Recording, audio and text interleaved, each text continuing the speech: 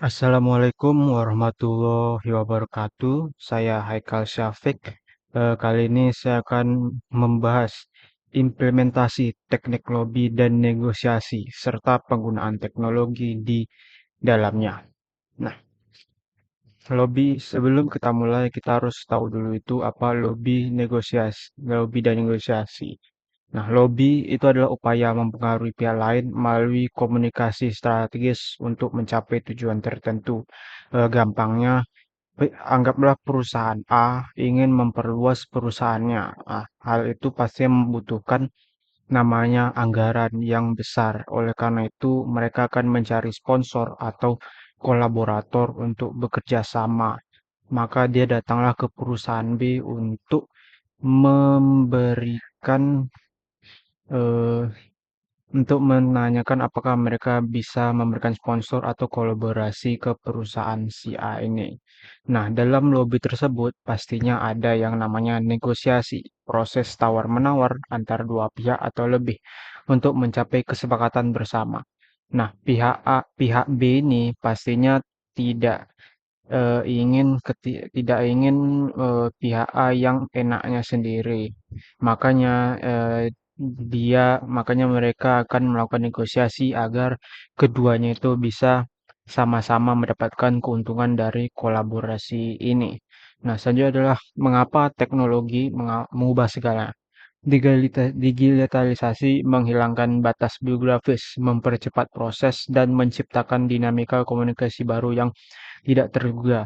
Nah, di zaman dulu sebelum ada teknologi, orang-orang berkomunikasi atau bahkan bernegosiasi melalui yang namanya surat atau datang ke hadapan mereka. Nah, kalau surat itu pasti akan membutuhkan waktu yang lama untuk sampai. Kalau tatap muka akan ada kendala seperti jarak yang jauh dan sebagainya. Sekarang sudah ada teknologi itu mengubah segalanya. Selanjutnya itu kita akan membahas tentang teknik lobby dan negosiasi. Yang pertama itu adalah persuasi, membangun argumen yang logis dan emosional untuk mempengaruhi keputusan pihak. Nah, agar pihak yang bersangkutan itu mau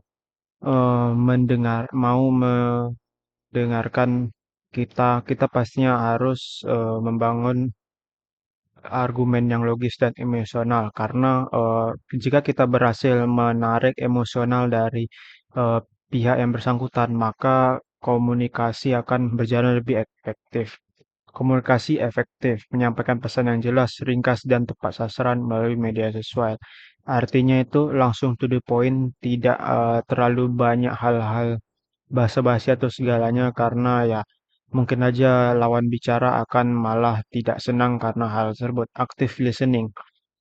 Agar komunikasi menjadi lebih baik, pihak yang bersangkutan pastinya harus mendengarkan dengan baik pihak yang ingin melakukan lobby atau berbicara dengan mereka. Karena apa? Agar pihak yang melakukan lobby itu merasa dihormati dan pihak yang bersangkutan atau yang di lobby uh, bisa memberikan balasan yang mungkin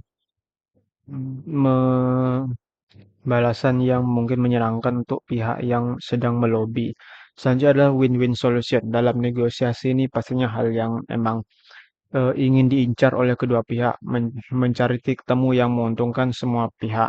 Problem solving dalam negosiasi pastinya akan ada masalah yang dimana mereka akan mencari akar masalah tersebut dan merundingkan bagaimana cara mereka menyelesaikannya agar win-win solution itu bisa terjadi. Implementasi teknologi dalam lobby dan negosiasi. Sekarang dengan teknologi yang sedang berkembang, setiap platform digital memiliki peran strategis yang berbeda dalam mendukung proses negosiasi modern. Yang pertama itu adalah email. Email ini seperti surat di mana dia mendokumentasi proposal tulis dan komunikasi formal yang terstruktur. Selanjutnya adalah WhatsApp, komunikasi yang cepat dan pembangunan hubungan informasional. WhatsApp ini lebih lancar apa ya. Nah, selanjutnya adalah Zoom atau Google Meet di negosiasi tatap muka virtual, di mana ini memudahkan pastinya agar tidak perlu repot-repot untuk tatap muka langsung, apalagi jika lawan bicara sangat jauh.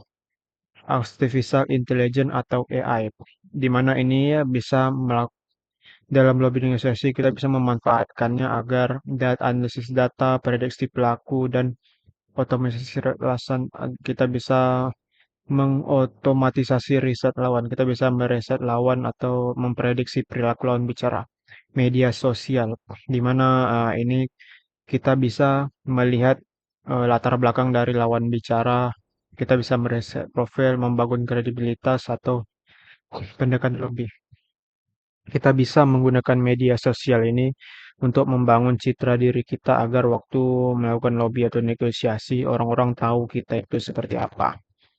Studi kasus negosiasi lintas antar negara via digital. Ini ada skenario-nya di mana perusahaan Indonesia bernegosiasi kerjasama dengan mitra asing melalui Zoom Meet dan email tanpa dinas. Di sini pasti ada kelebihannya di mana mereka itu tidak perlu berpergian yang jauh, itu akan menghemat biaya, proses keputusan lebih cepat di mana ya mereka itu bisa berkumpul yang banyak dan jadwal fleksibel. Di mana jadwal fleksibel ini kita tidak perlulah milih-milih waktu yang tepat karena pastinya ya kalau misalkan jauh kan harus nyari waktu yang tepat. Tentunya pasti ada tantangan-tantangannya seperti miskomunikasi karena tidak ada bahasa tubuh karena agak sulit untuk melihat bahasa tubuh, keterbatasan ekspresi nonverbal pastinya apalagi kalau ngelek-ngelek gitu kan sulit sulit untuk melihat ekspresi lawan bicara, isu keamanan data dan privasi.